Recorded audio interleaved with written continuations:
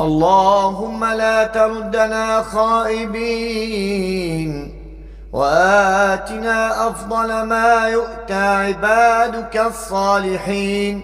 اللهم ولا تصرفنا عن بحر جودك خاسرين، ولا ضالين ولا مضلين، واغفر لنا إلى يوم الدين.